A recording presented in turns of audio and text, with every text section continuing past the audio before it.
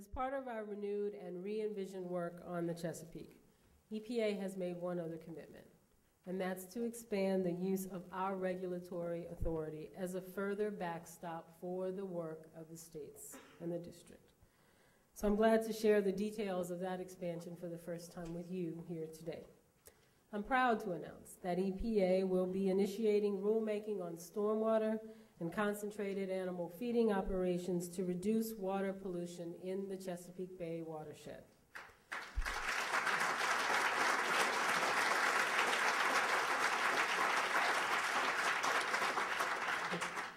Now, over the past 25 years, we've certainly had success in reducing pollution from sewage treatment plants and power plants, point sources all. Yet the same cannot be said for pollution from city streets, from shopping malls, from suburban lawns, and the growing number of septic systems in the watershed.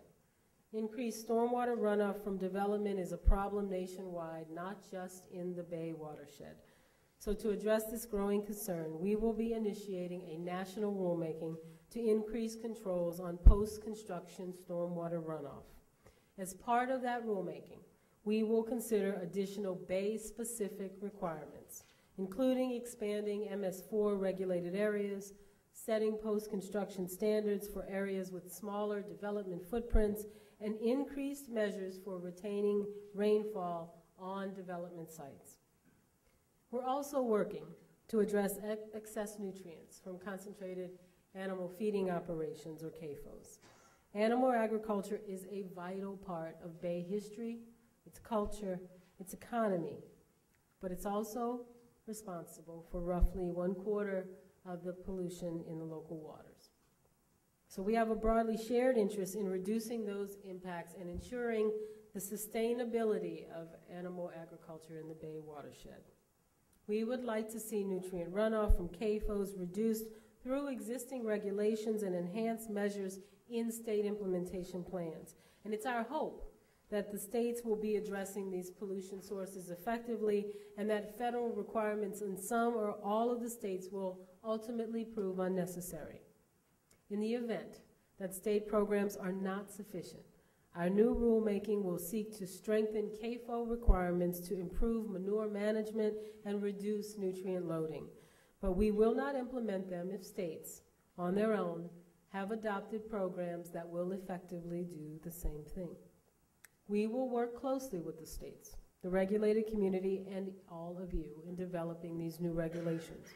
And we welcome the input of Secretary Vilsack and the USDA and the agricultural community to find common sense solutions for meaningful and lasting improvements in the Bay. In closing, the citizens and communities of the Chesapeake Bay watershed have waited too long for clean water and a healthy environment that they deserve. We have an opportunity and a responsibility to get this job done and done right after all this waiting. We've started down the right path, and I'm confident that we'll keep moving in that direction.